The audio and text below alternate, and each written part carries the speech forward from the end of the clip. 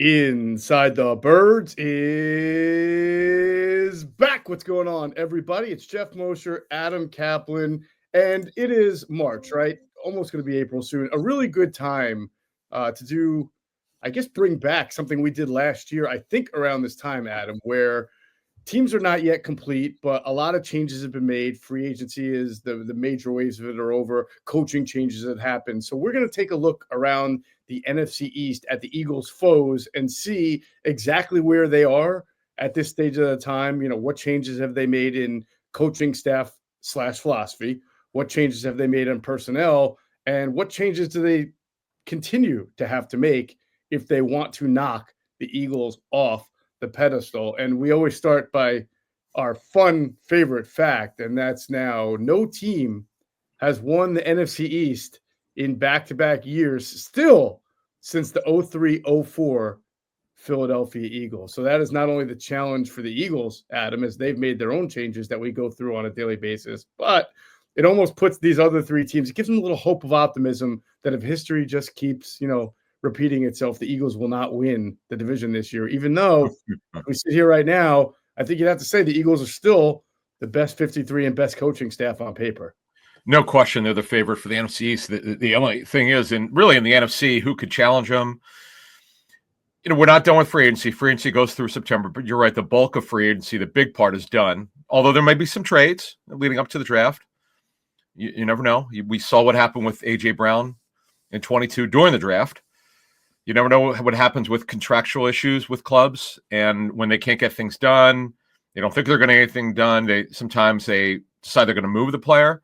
But overall, yes. Now, the Giants are an interesting team. We know they're waiting on Aaron. That should be the show. Waiting on Aaron, right? That situation is fascinating because if you're Aaron Rodgers, why would you not pick the Steelers? Both want you. Both have clear interest in you. The Steelers situation's much better from a personnel standpoint and also stability standpoint. He saw what happened. He lived it when the Jets front office and coaching staff went through major changes in season last year. Absolutely. And, the Giants have sort of been – it's weird because right now as we record this, they have one quarterback under contract, and it's Tommy DeVito. And yet they've made all these other moves surrounding them. So they're kind of an interesting team because, are they just Aaron Rodgers away from being that good? Maybe way more competitive they've been in the past, but they are sort of a fascinating case study. So we will talk about the Giants. We'll talk about the Cowboys, who've probably made the most overall changes. And then we'll finish up with Washington in this 3-part podcast series. So you know what? We should start with the Giants. Now you've convinced me that they are the fascinating team to begin with. And then part 2 will be Dallas, and then part 3 will be Washington, right? So let's talk about the Giants. They had a chance the ownership had a chance to say this thing has not worked out in the Brian Daboll and Joe Schoen regime, Adam. And not only did they sort of double down by bringing both of those guys back, they didn't really make a ton of changes to the staff, and they've made a couple of changes in personnel. But right now, without a quarterback, Adam, they seem like a little bit of a rudderless ship offensively and just in general because they just don't have they don't have like the Jaden Daniels or that one player, right? That cornerstone player that you hang your hat on offense right now, other than Malik Neighbors, who needs a quarterback. He does. I mean, they could definitely run. They've got plenty of speed with Darius Slayton's back. That was a surprise. Wan'Dale Robinson can run. Jalen Hyatt could surely run. He's just not physical, and they lack size at receiver, but they've got guys who could run. They could move the football if they could get someone who could throw them a football. Mm-hmm. And that's a problem. Obviously, they have a major issue at quarterback. And just so folks understand how it works, even if Aaron Rodgers signs there, that's not going to stop them from drafting quarterback high. That won't stop them at all. Aaron Rodgers is a stopgap at best. I could tell you that Aaron struggled last season with his health. He had, I'm told, 2 injuries. He had a moderate hamstring strain and an MCL sprain. At 41 years old, I don't know how he got through it. It's a tough deal. As you know, Geoff, as we get older, it's harder to recover. Yes. And it was a struggle. He just went through a tough time. Their offensive line wasn't great. Breece Hall didn't have the year that I'm sure the Jets were expecting. It wasn't bad, but didn't have the great year most people thought he'd have. But now he goes here potentially, and what are you really looking at? A talented receiver group, an underdeveloped tight end group. Although Theo Johnson's intriguing, we'll talk about him in a minute. Offensive line that had injury issues, protection issues, all sorts of problems. If they could just keep Andrew Thomas in the lineup for a while, maybe they'd be better.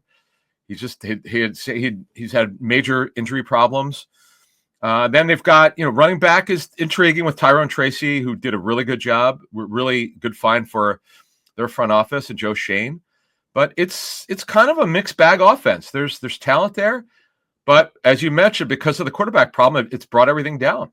Right. So let's go back to Aaron Rodgers then, and just in case he winds up becoming a Giant, right? He did not have a great year. The Jets have not just had good success for quite a while now.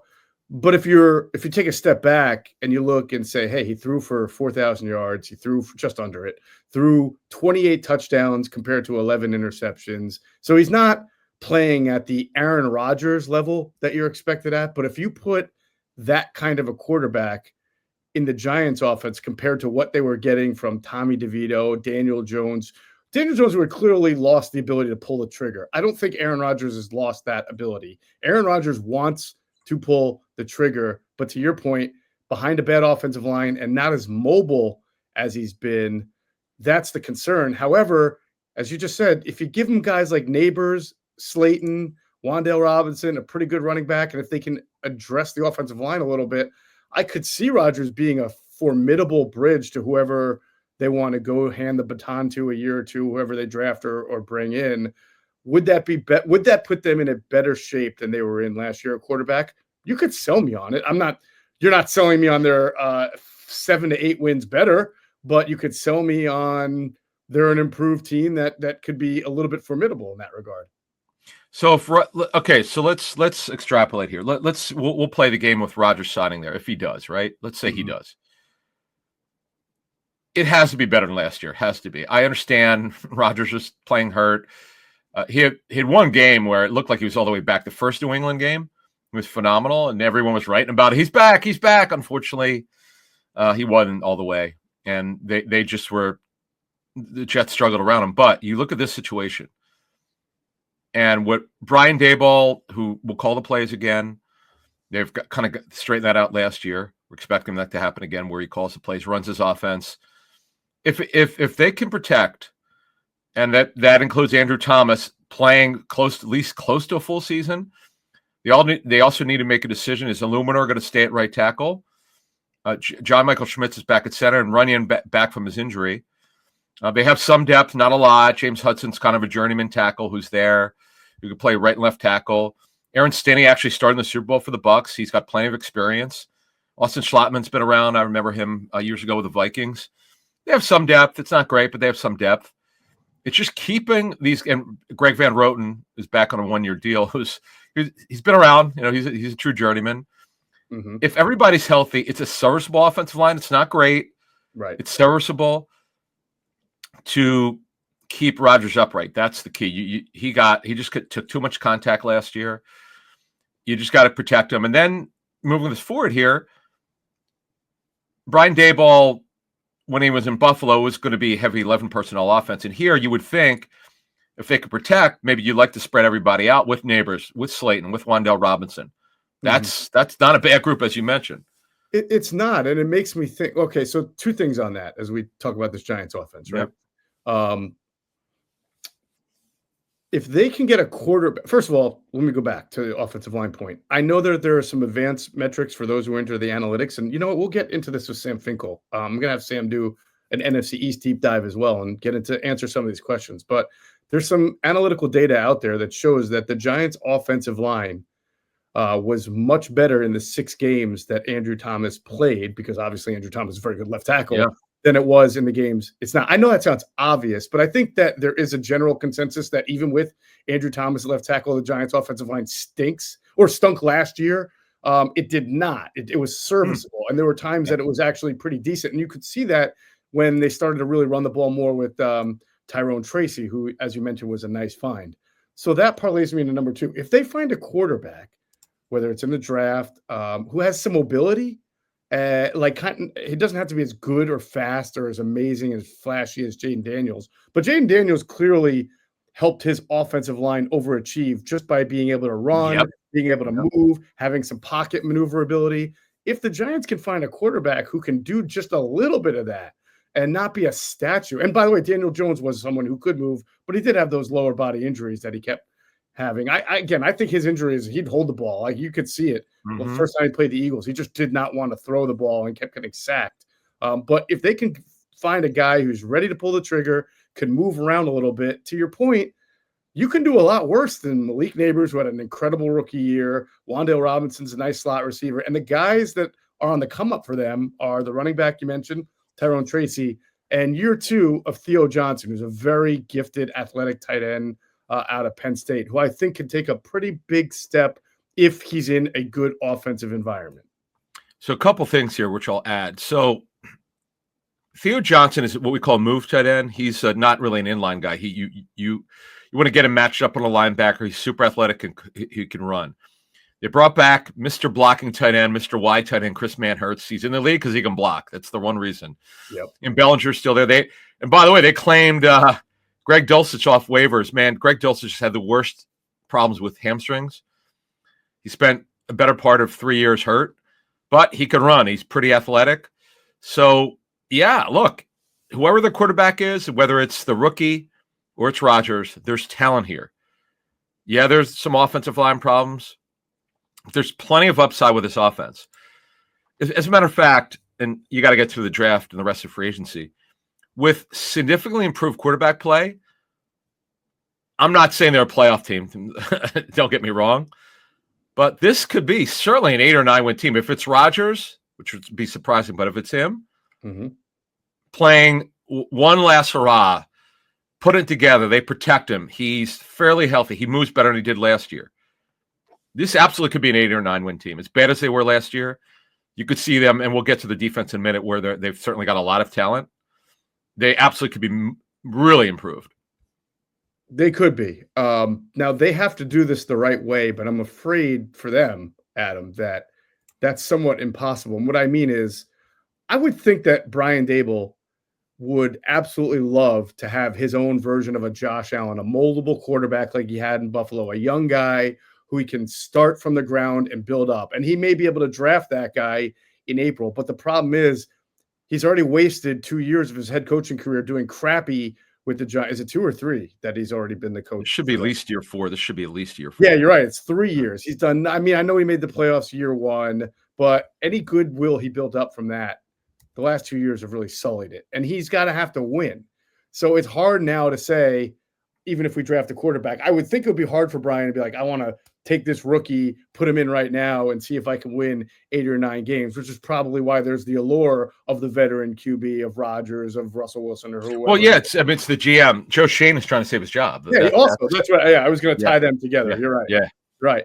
But ultimately, the coach has to play the players and coach the players, and I think he would want a young, moldable guy. Would he be allowed and want himself as a coach, and the same thing with the GM, to have that guy play right away if it means taking a lot of growing pains? Because if growing pains means no wins, then it doesn't matter because you're getting fired at the end of the year. Well, here's the thing, though. I know we're going to do the Commanders in a different show. If you look at their offensive line, right, they severely overachieved.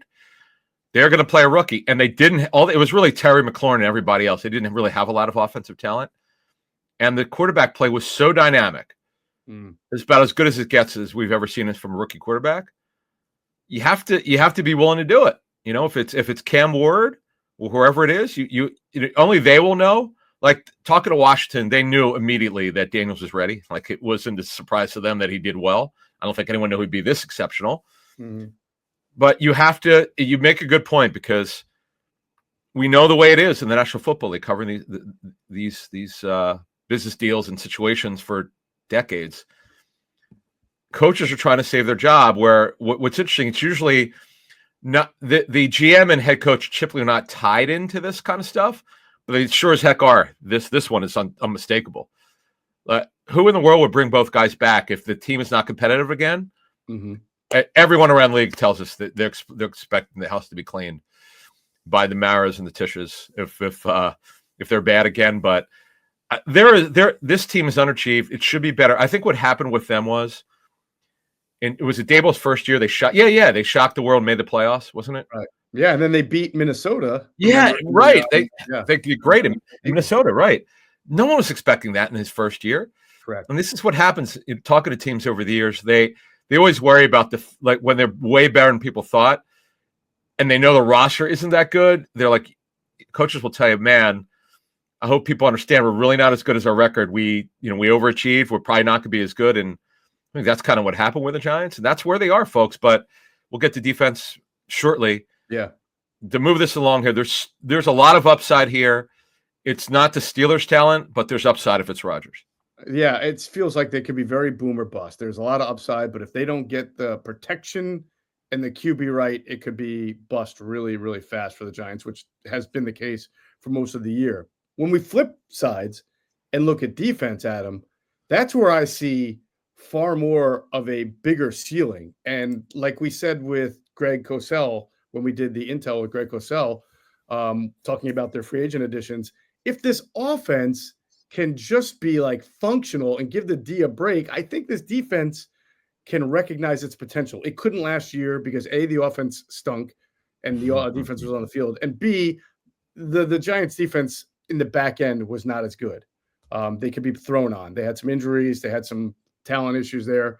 But you look at the secondary now, Adam, with Javon Holland, the safety from Miami, joining Tyler Nubin, who had a good rookie year, and then Paulson Adebo, a corner you and I have liked, and Greg Cosell has liked from New Orleans for a while, paired with Deonte Banks, who you hope in a better environment can play better. You add that to what they have up front with Brian Burns, who they traded for, and then gave the big money to Dexter Lawrence, who we know is a very good player, Kayvon Thibodeaux. Certainly you can find worse number 3 guys in a 4-man rush than Kayvon Thibodeaux. And they've made some other additions too. Okiriki's a good linebacker. I feel like this is where they can hang their hat as long as they can be somewhat functional offensively. Yeah, they definitely under Shane Bowen. I know he's completely different than Wink Martindale. He's more passive. He's running his version of a lot of the concepts that the Patriots run for decades. So they're an interesting team. Again, the Giants. There's a lot when you look at, you go, okay, this could be better. This could be better. This is good. There's something there. There's something there with this football team. Now, Brian Burns had an up and down year, but when he was good, he was really good. You mentioned Okereke, who a lot of coaches around the league like, a lot of personnel people have a high respect for. Michael McFadden, who's put together some good tape. It's an underrated signing because another problem for them is they had really poor edge depth. Chauncey Golston is a good player. He is coming from Dallas. He'll be that first guy off the bench. They needed that. Depth is always important. You in a 17-game season, you really need that. Plus the playoffs if they shock the world. Who's also a good player, Roy Robertson Harris, who's been around a long time. He's been on a number of teams. He'll be that first guy off the bench. That's a very underrated signing. So there's something here for this football team, and the coaching. By the way, we should mention a couple additions which are fascinating. Liddell Betts, you might remember him as a Commanders, or then the Redskins probably. Running back he was number 46, I think, when he played. He's now the running backs coach who came from Iowa. He was coaching there. Troy Brown joins. You remember Troy Brown, the great receiver for the Patriots. He's there on a coaching fellowship. And Chad Hall, who's never coached quarterbacks before, who's known in league circles as being arguably the best receivers coach. Well, the Giants have a really good one in Mike Grove, so they don't need a receivers coach, but he's going to assist at quarterbacks.